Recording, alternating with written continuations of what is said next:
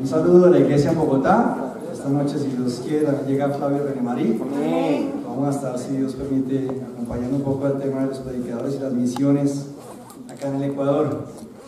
Para mí fue más una invitación, una charla que tuvimos con Flavio en diciembre, y me dijo: quiero ir a visitar a los hermanos de la iglesia en Ecuador. Esteban no va a estar y nos va a hacer su apartamento, que es bonito. Y yo le dije: bueno, pues si te sirve, yo quiero viajar, cuando vine el año pasado para el retiro, pues estuvimos más enfocados en el retiro y quería estar un poco más con la iglesia, ¿no? O sea, la verdad los llevamos junto con mi esposa en el corazón.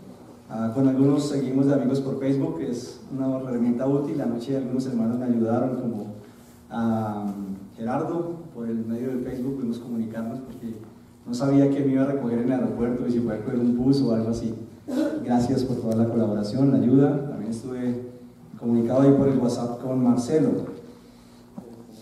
Espero que la reunión de hoy, el tema que traje hoy para ustedes, sea de mucho ánimo, ¿sí?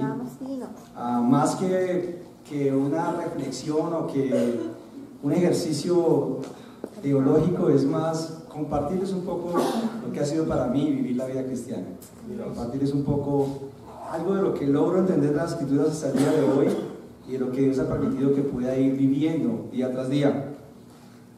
La vida en sí misma nos presenta diferentes retos, pruebas, y tenemos que pasar por ellas para madurar nuestro carácter.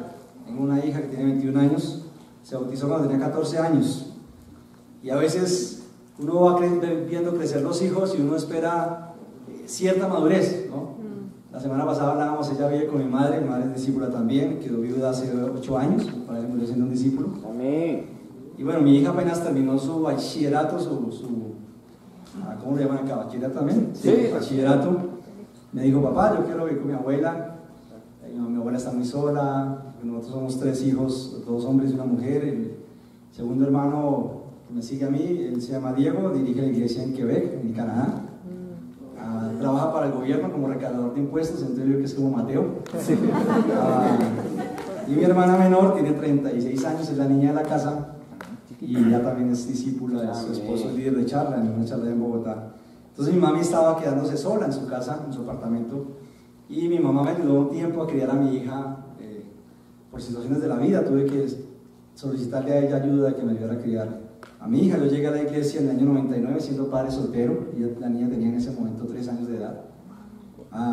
Y bueno, mi mamá me ayudó, mis papás me ayudaron, mis papás eventualmente se bautizaron en el 2003, y pues la niña, cuando terminó su bachillerato, dice: papá, quiero ir a vivir con mi abuela, que la veo muy sola en la casa.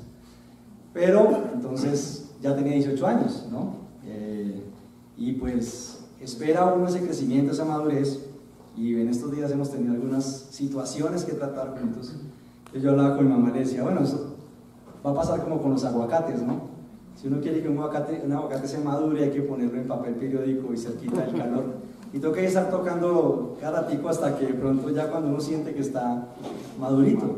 Yo creo que la vida cristiana es parecido, o sea, somos muchos hermanos a nivel mundial, así como reuniones como esta. Hay no sé en cuántas ciudades hoy, estoy seguro. Por ejemplo, en Medellín lo hacen los días viernes, a Cali lo hacen una vez al mes, lo hacen en Cali.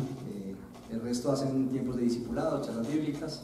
Nosotros en Bogotá, por la extensión de la ciudad y por la dificultad del tráfico en la ciudad, hacemos charlas bíblicas o reuniones por sectores, pero estamos reuniéndonos como discípulos de Jesús. Amén. Eventualmente gente se está bautizando, gente está llegando a la fe, y no podemos medir la madurez espiritual de todos con el mismo rasero. No podemos querer hacer una producción de discípulos como si fuera una producción industrial, y vamos a tener que entender que cada uno va llevando su propio proceso de maduración.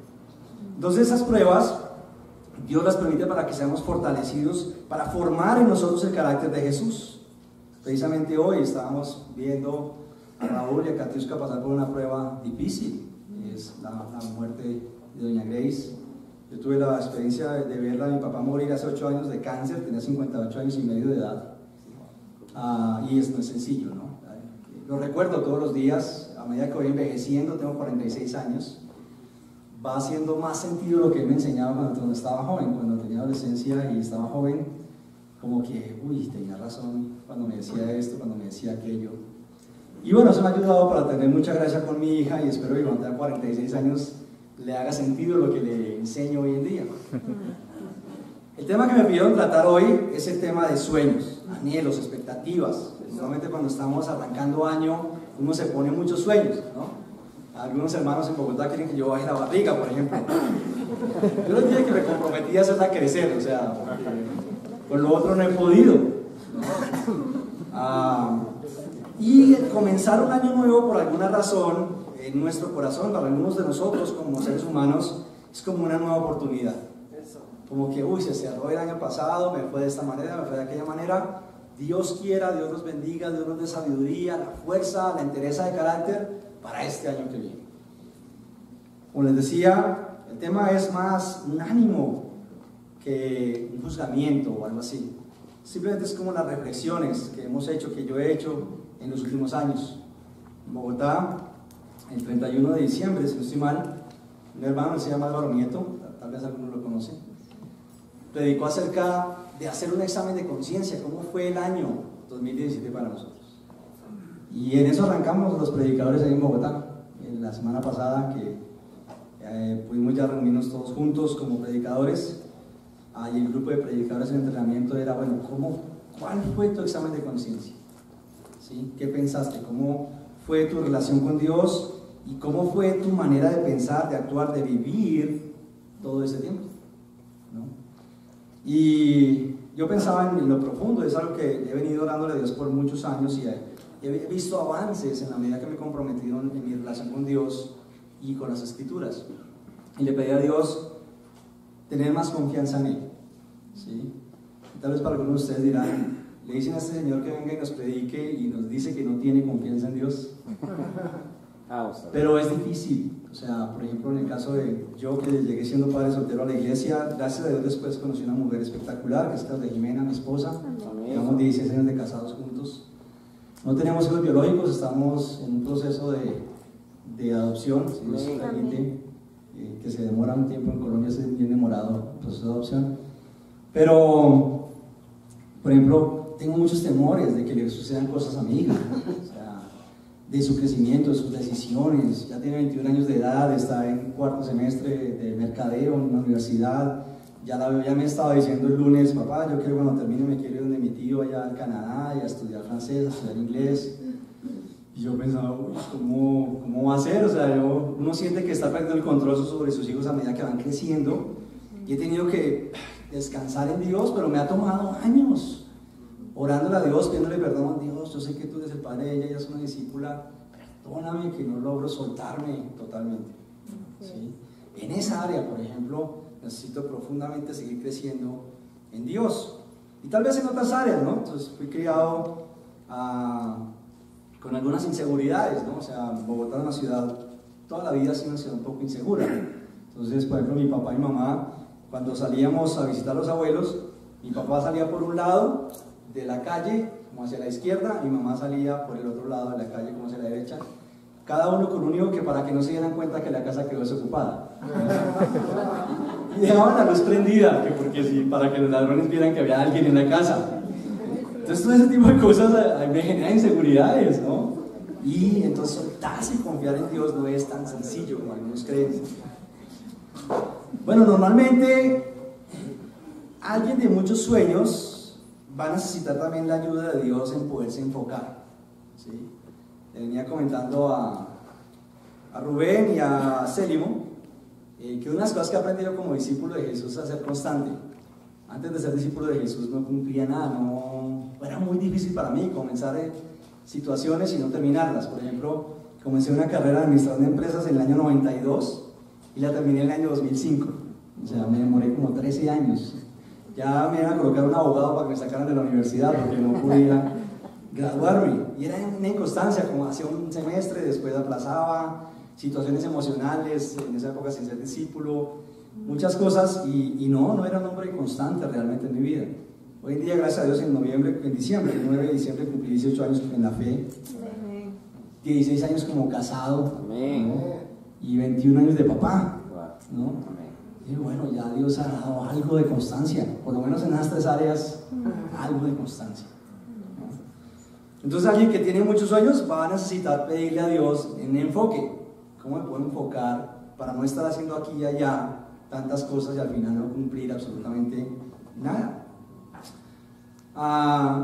Escuchando a varios hermanos predicar sobre la determinación de Dios y cumplir sus palabras, la palabra y sus promesas, me inspiré a seguir el camino de Dios. Y empecé a pensar, bueno, ¿cuáles son los sueños? ¿Cuáles son los propósitos? ¿Cuáles son los proyectos para mi propia vida? Una buena pregunta para ti hoy es, ¿cuál es tu sueño hoy en tu vida? ¿Sí? Que no sigamos viviendo, acumulando un día tras otro, sino ¿cuál es tu sueño? ¿Y cuánto lo vas a luchar? ¿Sí? En esa conversación que teníamos con mi hija allá en Bogotá, entonces yo le dije, bueno, ¿y cómo vas a hacer eso de irte para el Canadá? Obviamente ella me estaba diciendo a mí como que, ¿no? Le dije, no, pero ese ya es un sueño tuyo, no es un sueño mío. ¿Quién tiene que lucharlo? Tú. Tienes que lucharlo. Desde ya, no sé, ahorra, habla con tu tío, yo no sé.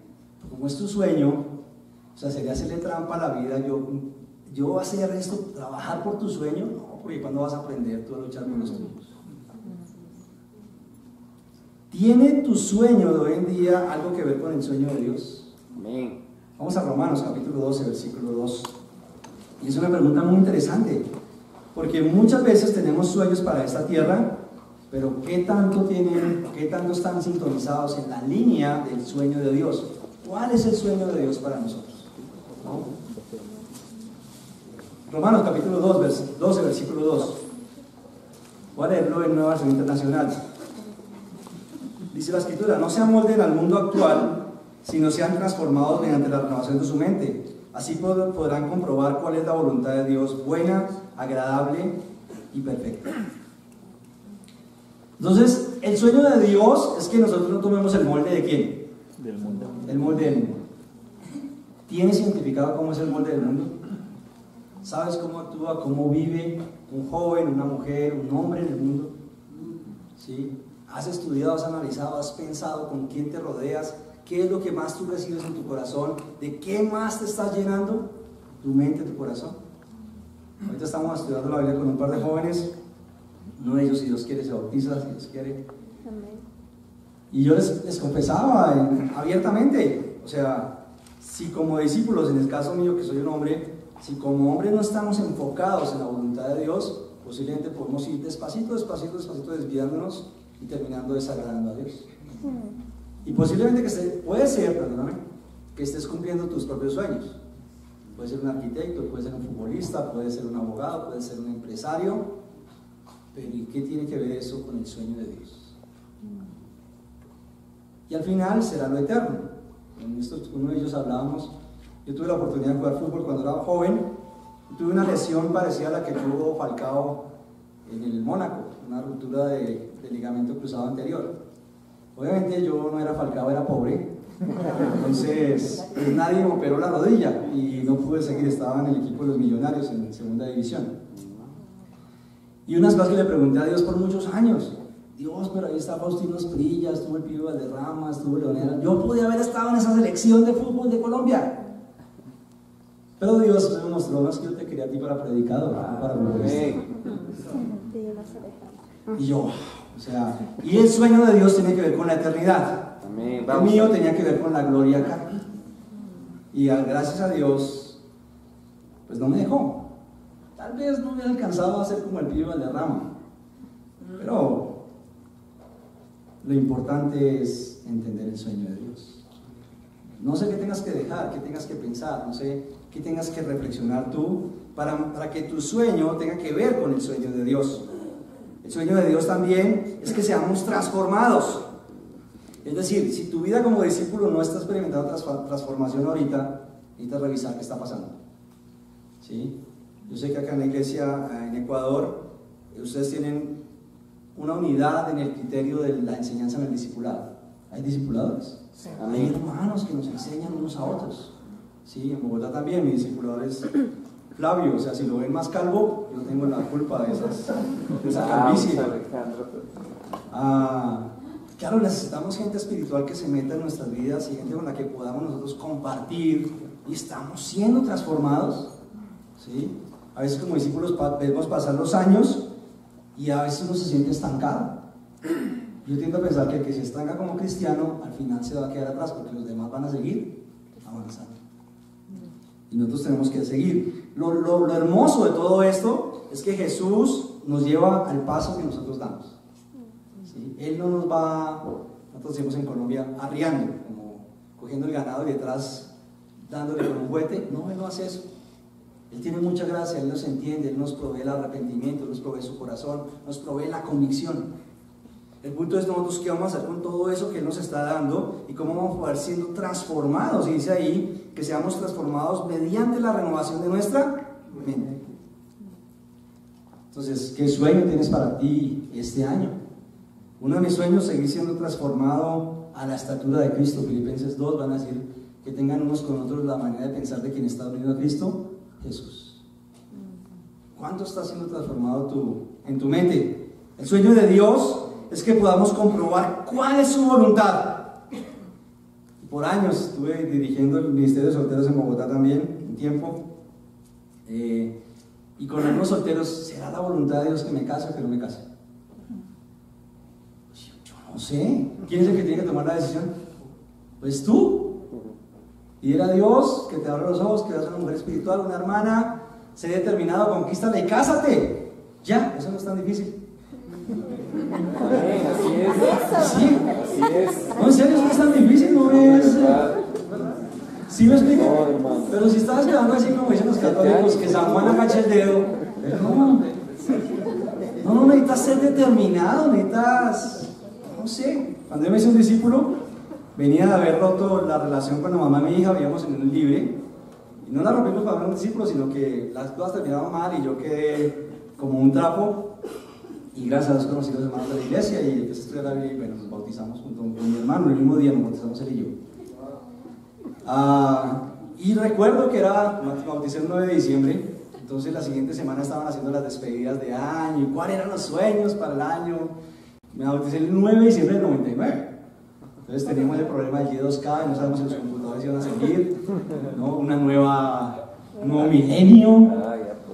Pero yo venía súper herido de mis relaciones en el mundo. Tuve un noviazgo como a la edad de 23 años que no funcionó y me intenté suicidar. Me tomé medio frasco de insecticida, ¿sí? Afortunadamente solo mata moscas y no cucarachas, entonces aquí estoy contando el cuento con algunos problemitas de los intestinos y eso, pero eso es otra cosa. Entonces me preguntaron, yo escuchaba en una charla de solteros y todos, no, el año entrante me quiero casar, me quiero noviar, X y Z.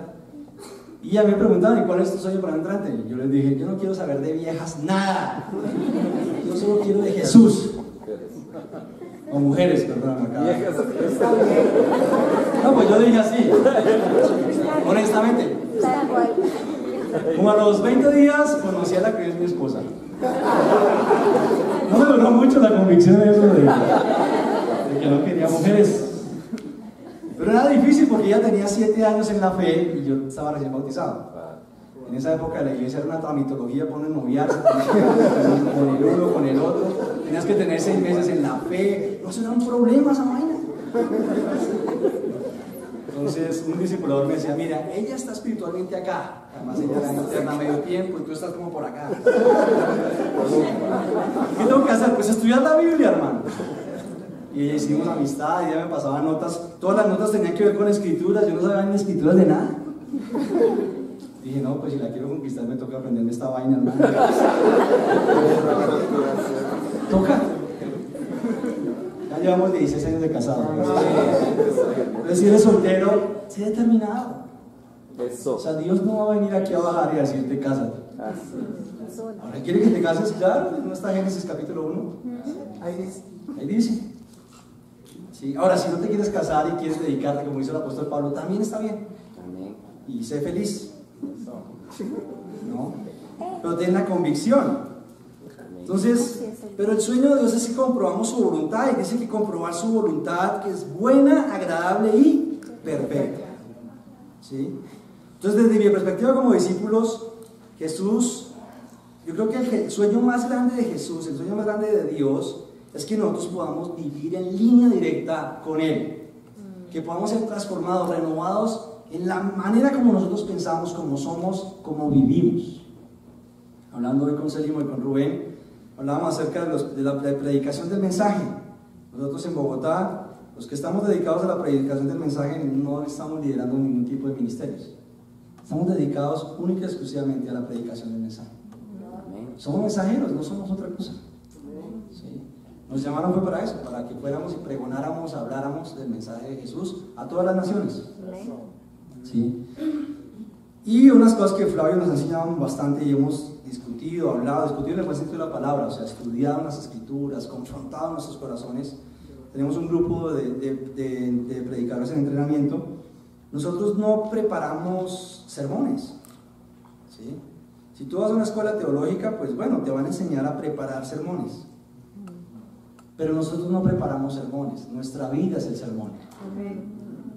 ¿Cuánto estamos nosotros verdaderamente viviendo? Por eso les decía a ustedes, esto no es una predicación, no es una enseñanza, son las reflexiones a las que he llegado, metiendo la pata y mucho. ¿Sí? Y me he dado cuenta, y gracias a Dios, su gracia, su perdón, su ánimo, el amor de los hermanos fundamental para que el pecado no nos vaya a destruir, la culpa no nos vaya a acabar. ¿Sí? Entonces, vamos a Mateo capítulo 6, en el versículo número 25. Vamos a Alejandro. Mateo 6, 25. Dice la escritura: por eso les digo, no se preocupen por su vida, qué comerán o beberán, ni por su cuerpo, cómo se vestirán. ¿No tiene la vida más valor que la comida y el cuerpo más valor que la ropa? Fíjense en las aves del cielo, no siembran ni cosechan ni almacenan en graneros. Sin embargo, el Padre Celestial las alimenta. ¿No valen ustedes mucho más que ellas?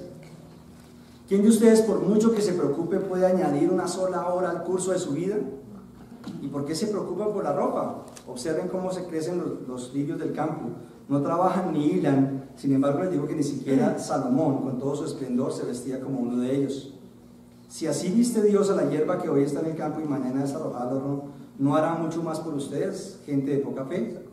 Así que no se preocupen diciendo qué comeremos, o qué beberemos, o con qué nos vestiremos. Los paganos andan tras todas estas cosas, pero el Padre Celestial sabe que ustedes las necesitan. Más bien, busquen primeramente el reino de Dios y su justicia, y todas estas cosas les serán añadidas. ¿Cuál es tu sueño para este año? ¿Con qué tiene que ver? ¿De qué se trata tu sueño este año? Lo que yo veo en esta escritura es unas escrituras que trato de repasar profundamente porque tengo un corazón materialista también. ¿Sí? Durante varios años, lo hablábamos también hoy, cuando recién me pidieron que fuera un interno para principios del año 2009, hubo varios años en los que tenía como un plan B. Y decía, bueno, si no sirvo para esto, si me dicen no, ya no, a ver, que no me vaya a coger esto como tan desprogramado y algo que hacer. Después me di cuenta que eso era falta de fe también, falta de confianza en Dios, falta de entrega. Dios me llamó para un llamado y ese es el llamado que yo tengo. Y tuve que ir paso a paso, renunciando a todos esos planes. Yo tenía plan hasta H, A, B, C, D, E, B. Hasta que tuve que abandonar todos estos planes para hacerle caso al Señor y predicar su mensaje. ¿Cuál es tu sueño? Para todos no estamos de pronto todos llamados a la predicación del mensaje en tiempo completo, pero como les decía, nuestras vidas son el sermón. Entonces tú puedes llevar el mensaje de Dios en donde vayas, así como estábamos cantando, como estaban preparando una canción, creo, de Baja Dios del retrato, que no sé qué, no me la sé muy bien, pero de verdad, ¿cuánto estamos llevando nosotros a Cristo en nuestras propias vidas, en nuestros hogares? ¿Sí?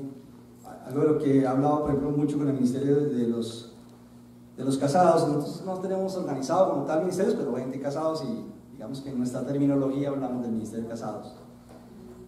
Algo que hemos hablado, que dice Mateo 20:28, que Jesús vino a servir y no a ser servido.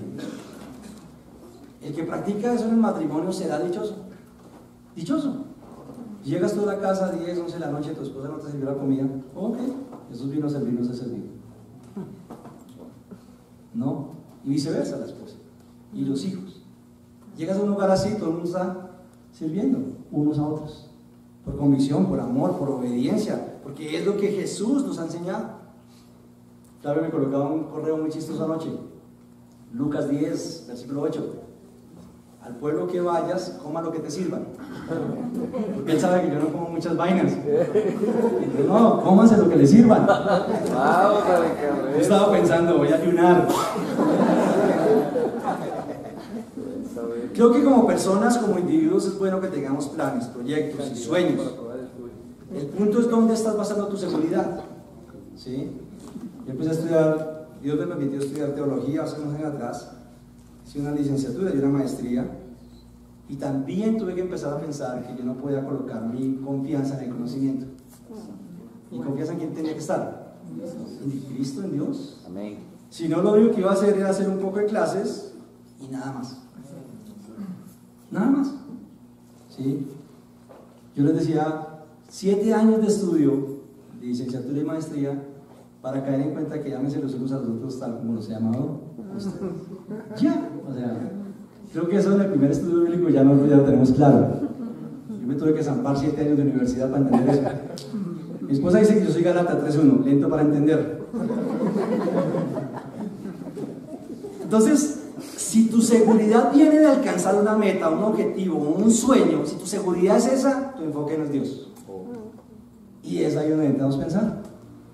Porque la seguridad viene de Dios. Hoy podemos tener una idea muy plena, podemos tener una empresa próspera y mañana ya no. Hoy tú puedes ser un hermano tal vez de los más llamativos de la iglesia, mañana ya no. ¿Sí me explico? Hoy somos jóvenes, mañana seremos viejos, más jóvenes. ¿Sí? Entonces, ¿de quién tiene que venir la seguridad? La Escritura también nos anima y dice ahí que pongamos primero el reino de Dios y su justicia. ¿Cómo estamos en eso? ¿Sí? Yo me doy cuenta, por ejemplo, yo tiendo a tener un carácter criticón. Y puede ser que no critique con los hermanos, no hable, pero en mi corazón critico las cosas. O a las personas. Y eso es algo que también he tenido que tratar mucho con Dios. Dios, ayúdame a no ser juzgón. Vamos a tener gracia, ayúdame a ver lo que tú ves en los hermanos. Ayúdame a animar a otros. ¿Sí? Ahorita Dios me está permitiendo hacer una especialización en terapia de pareja y de familia. Y estudiando eso me he dado cuenta, wow, cuántas deficiencias he tenido yo en mi crianza, cuántos errores he cometido como padre. Duro.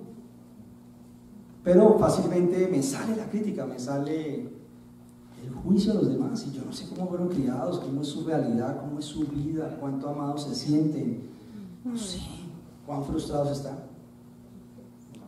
¿No? Por eso que sea Jesús, ámense los unos a otros tal como yo los he amado. Grande, muy grande eso. Ese es tu sueño para el día de hoy, para este año. Amar a los otros, tal como Jesús nos ha amado.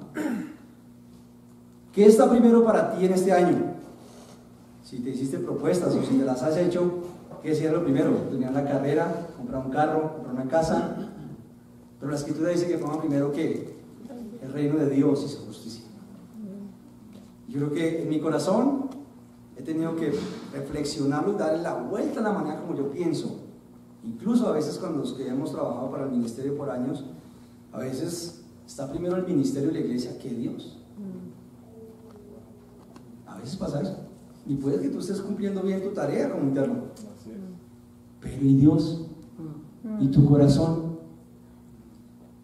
Yo estaba, hasta el marzo de este año, estoy con el tema de la junta directiva ya como presidente de la junta.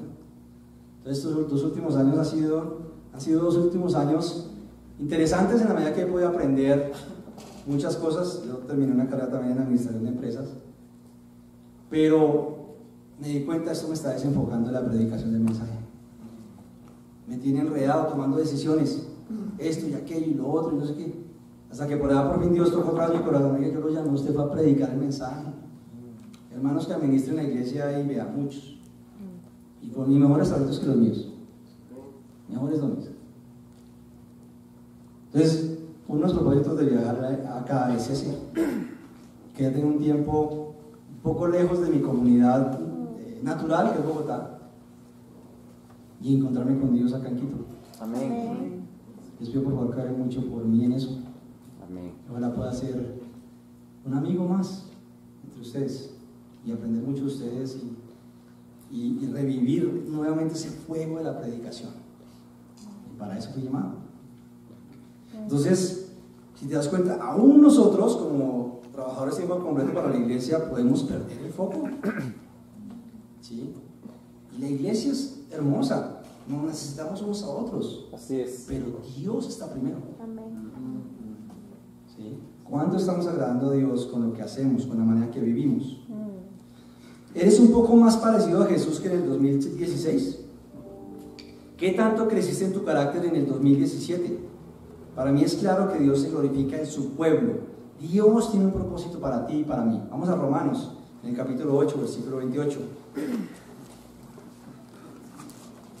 Romanos 8, 28. Y esto ha sido una charla que hemos tenido con varios hermanos por varios años, ahí en Bogotá. Romanos 8, 28. Hace unos años yo estaba en un grupo de entrenadores de predicadores, año 2005-2006. Yo tuve la oportunidad también, gracias a Dios, de acompañar a los hermanos que, digamos, plantaron la iglesia en Cali, que fueron Fabio Miguel y Mónica. Ustedes los tuvieron acá. Claro. Nosotros con mi esposa nos casamos y nos fuimos a vivir a la ciudad de Cali en el 2001 y la iglesia se plantó el 20 de octubre del 2002. Ahí llegaron Fabio y Mónica. Ya había varios hermanos junto con nosotros y hicimos como un equipo de 10 personas y arrancó la iglesia. Los únicos internos eran Fabio y Mónica, los demás éramos hermanos y queríamos apoyar y amábamos mucho la ciudad de Cali y queríamos llegar allá con el mensaje. Cuando regresé a Bogotá en el 2005, un hermano dio una clase al grupo de entrenamiento de predicadores y preguntó: ¿quién eres tú? ¿Qué te define? Y me dio vueltas esas dos preguntas como unos 3 o 4 años en mi cabeza. Y otra vez, soy lento para entender. En la siguiente clase, que fue como a los 8 días, él dijo: mire, yo me defino como un hombre de familia.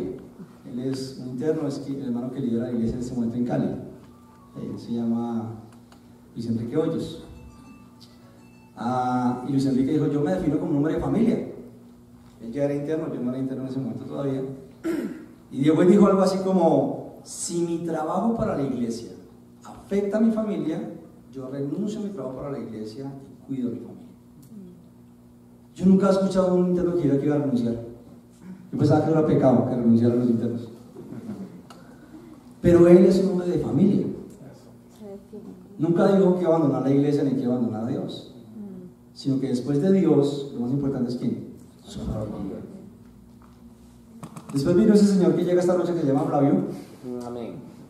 Y yo digo: yo me defino como un hombre de Dios, porque todo lo que hago siempre tiene que ver con Dios. Y otro hermano: yo me defino como un hombre de negocios, porque la verdad, donde yo hago un negocio sale alguna cosa, Dios bendice. Me di cuenta, y todos son hombres de Dios, cada uno con diferentes talentos. Y me quedé pensando: ¿y yo quién soy? ¿Yo quién soy? Romanos 8:28. Ahora bien, sabemos que Dios dispone las cosas para el bien de quienes lo aman, los que han sido llamados de acuerdo con su propósito.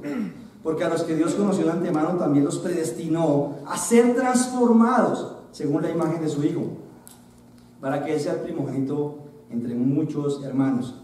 A los que predestinó también los llamó, y a los que llamó también los justificó, y a los que justificó también los glorificó. El propósito de Dios y el sueño de Dios para la humanidad es la salvación. El propósito de Dios y el sueño de Dios para nosotros es que seamos como ¿quién? Como Jesús. No le busquemos más. ¿Sí? No nos rebanemos la cabeza, la memoria, los sesos pensando qué sueño tengo que tener para este año. Únete al sueño de Jesús, únete al sueño de Dios. No sé, pronto Dios te ha dado bastantes talentos y eso es muy bueno, pero el sueño de Dios es que seamos como ¿quién? Como Jesús. El apóstol Pedro, ustedes pueden leer, y el apóstol Pablo, ustedes pueden leer, por ejemplo, la carta de los Gálatas. Pablo va a decir: yo soy un apóstol no nombrado por los hombres, sino por ¿quién? Por Jesús mismo. Primera de Pedro, por favor, acompáñenme. Primera de Pedro, capítulo 1, en el versículo 1, para terminar. Primera de Pedro 1:1.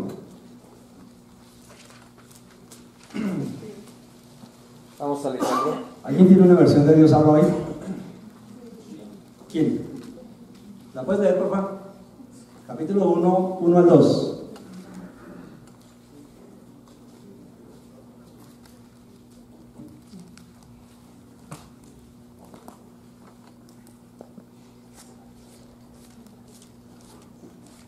Primera de Pedro 1:1 dice. Del 1 al 2. Ok. Pedro, apóstol de Jesucristo, saluda a los que viven esparcidos fuera de su patria, en la provincia de Ponto, Galacia, Capadocia, Asia y Bitinia, a quienes Dios el Padre ha escogido anteriormente conforme a su propósito. Por medio del Espíritu los ha santificado a ustedes para que lo obedezcan y sean purificados con la gracia de Jesucristo. Reciban abundancia de gracia y de paz. Gracias. ¿Qué dice la Escritura? Que fuimos llamados de acuerdo al propósito de ¿quién? De Dios. Y si ustedes leen la carta de Pedro, la primera y segunda carta de Pedro, esta carta está siendo escrita a personas que fueron desplazadas de sus ciudades de origen. Ellos son judíos que tienen que ir a vivir al Ponto, Galacia, Capadocia y Bitinia. Y es gente que lo perdió todo por su fe. Es como si aquí en Quito hubiera una persecución a los cristianos y tuvieran que ustedes agarrar para los pueblos más lejanos, dejándolo todo. Y si ustedes leen la carta, el contenido, la riqueza profunda que tiene el contenido de la primera carta de Pedro, se van a dar cuenta de nada, esta gente está sufriendo y él aún ahí no baja la expectativa de Jesús en sus vidas. Ahora, ¿quién definió a Pedro como apóstol? No, sin miedo, ¿quién lo definió? Jesús. ¿Quién te define a ti? ¿Seguro? ¿Seguro? A mí me tomó 4 años contestar esa pregunta. Me di cuenta, me definía el dinero, mi avaricia. A mí me decían, métese en tal multinivel y me metía. No, que en este da más plata, entonces me dejaba este y me iba para el otro. Buscando el dinero, siendo discípulo de Jesús, casado, como con 8 o 9 años en la fe. Porque estaba tratando de buscar el estatus, estaba tratando de buscarme, de encontrar algo, ¿dónde? Fuera. Entonces a veces decimos rápidamente, sí, me define Dios, ¿de verdad? ¿Cómo eres como esposo, como padre, como madre, como amiga, como discípulo, como hermano, como siervo? ¿Cómo somos? Hay mucho que pensar. Pero, ustedes saben, entregó su propia vida. El apóstol Pablo. Siendo una iglesia perseguida, ¿a quién eran los primeros que iban a perseguir? A los apóstoles. Y cuando él dice Pedro, apóstol de Jesucristo, no está hablando de un cargo en la iglesia, porque el apóstol simplemente era un mensajero, un enviado a predicar el mensaje. Entonces, ¿quién te define? ¿Qué te define? También después empecé a pensar, y a mí me definía lo que pensaba mi mamá, mi esposa, mi hija, la iglesia, Flavio. Tenaz. Tenaz porque ¿quién vive así? Si a uno lo definen tantas personas, ¿qué trata de hacer uno? Pues agradarlos. Yo tuve una situación compleja. Cuando me casé con mi esposa en el año 2001, la mamá de mi hija no me la dejó sacar de la ciudad de Bogotá. O sea, hay que firmar un papel para poderla sacar porque tenía 5 años de edad. ¿Qué problema? Ya estaba comprometido el matrimonio, ya nos queríamos casar, ya teníamos planes de ir a vivir a la ciudad de Cali, tenía un trabajo en la ciudad de Cali. La única solución que encontré en ese momento, que pareció la más sabia, fue dejar la custodia legal de mi hija con mis padres, mi papá y mi mamá. Y obviamente ellos, pues, con el amor que tenían por su hijo, claro, nosotros te apoyamos, te ayudamos. Yo tenía una situación económica muy difícil en Bogotá y tenía una deuda muy grande en dinero. Y un tío mío me ha servido de fiador. Si yo no pagaba esa deuda, le quitaban su apartamento. Entonces era una situación muy difícil. Me fui para Cali, eventualmente en 1 año y medio, Claudia y yo pudimos pagar esa deuda que yo tenía. Ella se casó conmigo, yo parecía el Ángel Abandón, estaba lleno de problemas. No, yo la verdad no entiendo señora cómo me casó conmigo, ¿sí? Porque era el peor partido que había en solteros, era yo. Porque ni bonito, o sea, al menos me ha salido bonito y me dice algo, pero nada, ni bonito.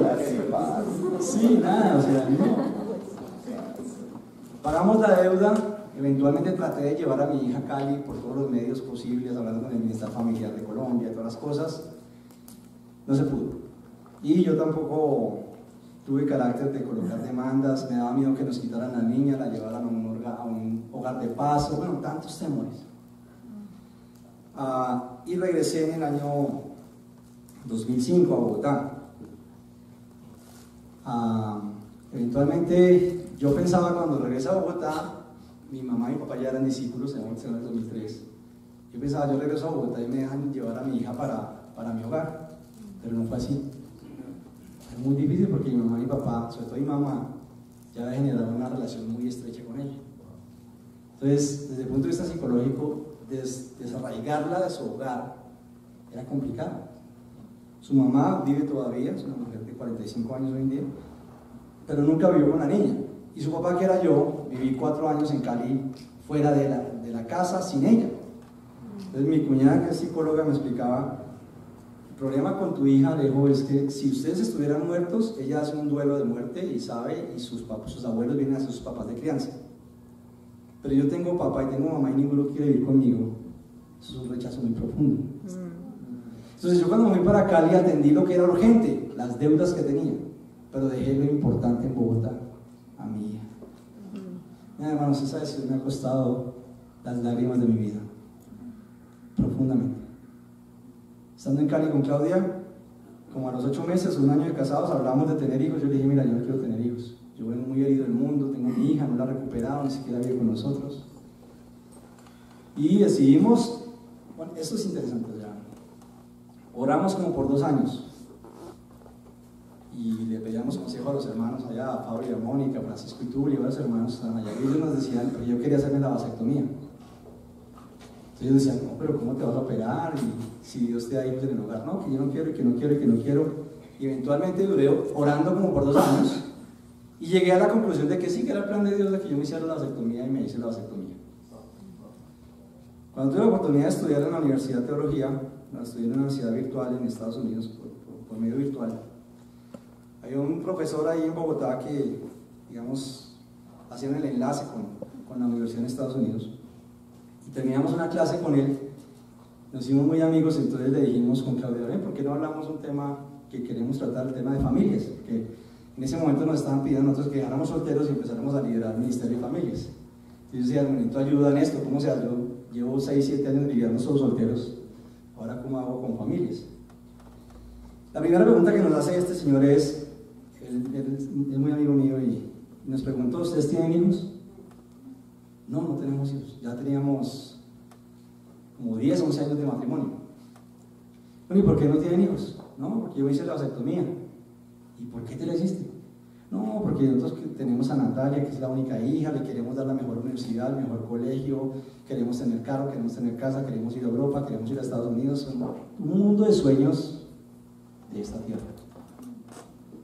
Entonces el hombre nos dice: pero Génesis 1:28 dice que tengan hijos y poblen la tierra. Y el plan de Dios para los hogares, a no ser de que tengas ya un problema físico o algo así, es que tengas hijos. Salimos con Claudia.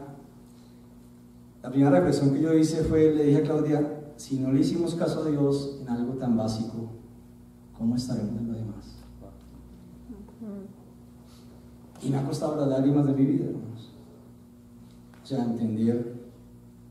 No le di la oportunidad a mi esposa de ser madre biológica. Ahorita estamos, gracias a Dios, empezando este proceso de adopción. Pero yo ya tengo 46 años, así como dice Flavio, me van a dar un nieto cuando me lo den. Pero complicado, hermanos. ¿Sí?